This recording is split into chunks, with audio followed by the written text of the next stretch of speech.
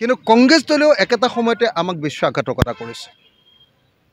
সেইকাৰণে আমি এত স্পষ্টকৈ ক'ব খোজোঁ যে বিহালীত আমাৰ প্ৰাৰ্থী লক্ষীকান্ত কুৰ্মীক ভোট দিয়ক, কিন্তু বাকী যি 4টা সমষ্টি আছে এই 4টা সমষ্টিত বিজেপিক ভোট নিদিব। আমি ইয়ালৈকে কৈছোঁ, বাকীখিনি ৰাইজে সিদ্ধান্ত ল'ব। কংগ্ৰেছ দলে এইবাৰ আমাক বিশ্বাসঘাতকতা কৰিলে, সকলোৱে জানে। 2021তো বিশ্বাসঘাতকতা কৰিছিলে, তেওঁলোকে একেলগে খেলিম বুলি কৈ অকলে খেলিলে। এইবাৰো আকৌ কংগ্ৰেছ দলে অকলে খেলিবলৈ গুচি গৈছে। আমাৰ লগত একেলগতে চুক্তি হোৱাৰ পাছতো তেওঁলোকে গুচি গৈছে।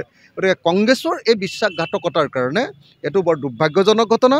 মই ভাবোঁ যে 2026তো যাতে কংগ্ৰেছে এনেকুৱা ধৰণৰ বিশ্বাসঘাতকতা নকৰে আৰু আকৌ যাতে বিজেপি অহাৰ পথটো খুলি নিদিয়ে। বহুতে আমাক কয় যে নহয় কংগ্ৰেছৰ লগত মিলি থাকিব লাগে, কিন্তু প্ৰতাৰকৰ লগত বিশ্বাসঘাতকৰ লগত মিলি থকাটো উজু কথা নহয়। কংগ্ৰেছক সেইকাৰণে ৰাইজে ক'ব লাগে যে তোমালোকে প্ৰতাৰণাৰ ৰাজনীতি বাদ দিয়া, তোমালোকে আস্থাৰ ৰাজনীতি কৰা, মানুহক বিশ্বাসত ল'ব পৰা ৰাজনীতি কৰা। কংগ্ৰেছক এই কথাটো কোৱা দৰকাৰ। এইটো আমাৰ ৰাইজৰ দলক বা আমাৰ বিৰোধী অন্য দলবিলাকক কৈ লাভ নাই।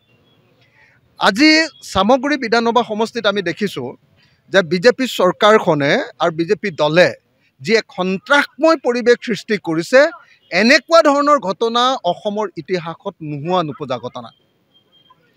ইমান অত্যাচাৰ যে কাৰোবাৰ গাড়ী ভাঙিছে, কাৰোবাৰ ঘৰ ভাঙিছে, কাৰোবাৰ মানুহক মাৰিছে, কোনোবা মানুহ হত্যা হৈ গৈছে, মানুহ মৃত্যু হৈ গৈছে। এনেকুৱা ধৰণৰ নিৰ্যাতন কেতিয়াও সম্ভৱপৰ নহয়। অসমৰ ইতিহাসত প্ৰথম হিমন্ত বিশ্ব শৰ্মা চৰকাৰৰ দিনতেই বিজেপিৰ অত্যাচাৰতে সামগ্ৰীত ইমান বেছি নিৰ্যাতনৰ ঘটনা সংঘটিত হৈছে। কিন্তু মই এটা কথা ক'বই লাগিব, এই নিৰ্যাতনৰ কিছু আৰম্ভণি অলপ কম পৰিমাণে, ইয়াতকৈ কম পৰিমাণে ৰকিবুল হুছেইন ডাঙৰীয়াই আৰম্ভ কৰিছিলে সামগ্ৰী। কংগ্ৰেছৰ শাসনকালত কংগ্ৰেছ দলেও তাতে নিৰ্যাতন কৰিছিলে, কিন্তু এই পৰ্যায়ত নহয়। এই পৰ্যায়ত যিটো কৰিছে বিজেপি দলে, এইটো অভূতপূৰ্ব, অসমৰ ইতিহাসত কেতিয়াও হোৱা নাই। নিৰ্বাচন আয়োগ ব্যৰ্থ হৈছে। নিৰ্বাচন আয়োগে বিজেপিৰ ধামা ধৰা ৰূপে কাম কৰিছে, বিজেপিৰ এজেণ্ট ৰূপে কাম কৰিছে, আৰু সেইকাৰণে চামগুৰিত এনেকৈ সন্ত্ৰাস সৃষ্টি কৰিবৰ কাৰণে বিজেপি দলক সুযোগ দিছে।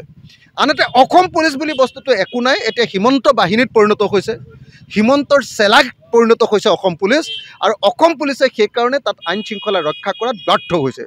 যি দুজন পুলিচে বিজেপিৰ আক্ৰমণৰ বিৰুদ্ধে, যি দুজন পুলিচে কৈছিলে যে নহয় তোমালোকে কিয় এনেকৈ মানুহ মাৰি আছে, সেই দুইজনকে ৰূপজ্যোতি দত্ত আৰু এজন কিবা আছিলে নহয় নাম, দুইজনকে তাৰ পৰা ট্ৰেন্সফাৰ কৰি দিছে। এইটো বেলেগ কাৰণত ট্ৰেন্সফাৰ কৰা নাই, যদিও আমি পুলিচৰ পক্ষ কেতিয়াও গ্ৰহণ নকৰোঁ মানুহক মাৰপিট কৰাৰ কাৰণে। কিন্তু এই ক্ষেত্ৰত দেখা গৈছে যে সেই ৰূপজ্যোতি দত্ত আৰু কোনোবা এজন পুলিচ অফিচাৰে, সেই দুইজনে আচলতে যেতিয়া বিজেপিৰ গুণ্ডাবিলাকে কংগ্ৰেছক মাৰি আছিলে তাৰ বিৰোধিতা কৰাৰ কাৰণে তেওঁলোকক তাৰ পৰা ট্ৰেন্সফাৰ কৰি দিয়া হৈছে। এইটোৱে প্ৰমাণ কৰিছে যে ইলেকশ্যন কমিশ্যন সম্পূৰ্ণৰূপে বিজেপি দলৰ লগত আছে, আৰু DGP অসম পুলিচ সামগ্ৰিকভাৱে তেওঁলোকো বিজেপিৰ পক্ষত আছে, আৰু সেইকাৰণে এনেকুৱা ধৰণৰ সামগ্ৰিক ঘটনা সংঘটিত হ'ব পাৰিছে।